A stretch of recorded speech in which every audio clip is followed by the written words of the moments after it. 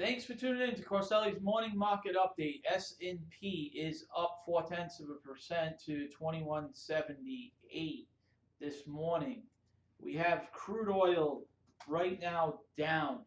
It's actually down pretty big. No one thinks that OPEC and Russia are going to come together to commit to a production freeze, and even though they may, and it may happen, no one believes that that'll actually work as a long-term solution. Iran and Saudi Arabia, who fought the last time, Saudi Arabia ended up with a little egg on their face because they actually extended the olive branch and Iran walked away from it, and it made them look stupid at the meetings. This time here, the two of them look willing. However, Iraq is the is the sticking point. Iraq is said to have increased capex spending, and the people in Iraq right now are not ready to freeze production after they spent billions of dollars developing more production. And in addition to that, we have some issues, that are actually moderating in parts of Africa that had a 500,000 barrel a day drop off due to some of the wars going on. Anyway, moving on. Natural gas is up 0.7% to 2.9. Gold is down 0.2% to 13.19. Dr. Copper is flat. It's at 207, just hovering there. Dr. Copper, the macroeconomist, just not believing in this rally right now. Coffee's flat this morning at 143. It's a pretty strong commodity this year. Cotton down another 1.26%. And sugar is up 0.7%.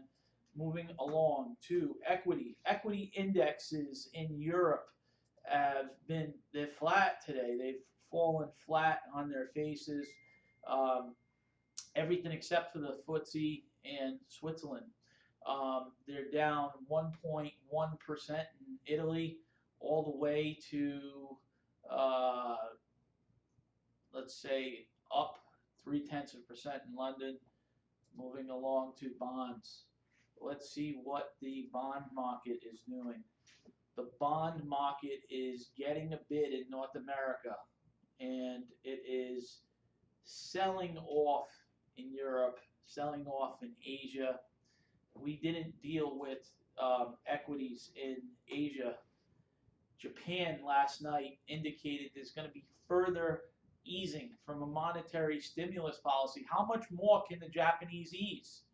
They're going to ease themselves into an oblivion. They're up 2.3% on the funny money commentary coming out of Japan last night.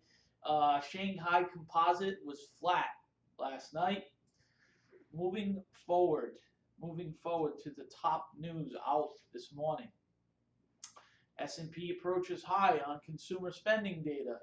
Let's take a look at economics really quick. We don't want to miss anything. Personal income came in at 0.4% in line with expectations. Personal spending came in up 0.3%. Real personal spending came in better than expected, up 0.3 versus survey at 0.3. The deflator came in flat, in line with expectations, both on a month-over-month and year-over-year basis. PCE core month-over-month came in line with expectations, a little bit hotter on the year-over-year expectations. We have some information coming out of the Dallas Fed regarding manufacturing activity at 10:30, so stay tuned for that. It should be, much to do about nothing. Going back to the top news here. Top news out. PIMCO at odds with Goldman on Yellen. All right, so here's my big pickup for the week.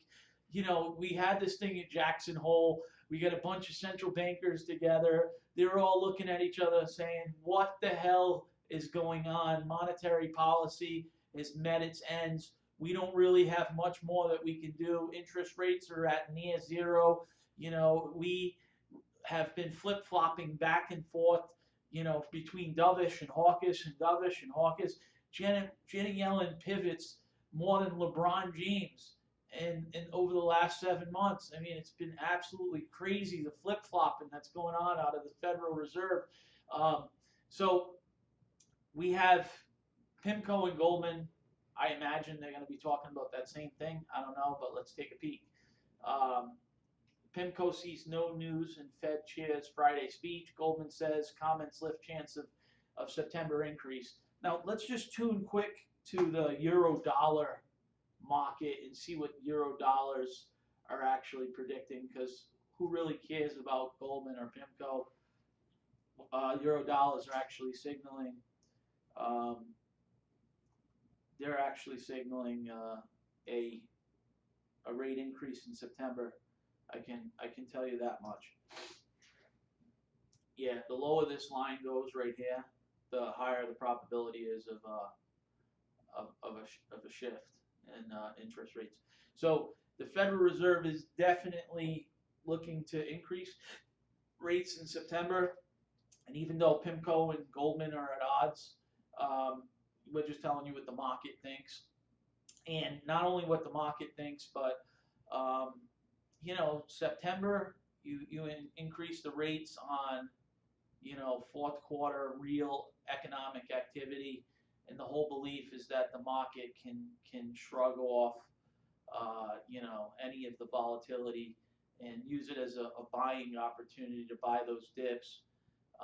If you wait till December, the market looks to the volatility in January and says, uh-oh, how are we going to make our numbers? There's a lot of worries after the holiday shopping, season. And, we think it's better to sneak it in December than to when everybody's focused in September. But obviously, we're not central bankers here. And I think it's a toss-up between September and December. And after the market started this year off down 12%, I think that the central bankers, Federal Reserve, will have second thoughts about doing it in December again.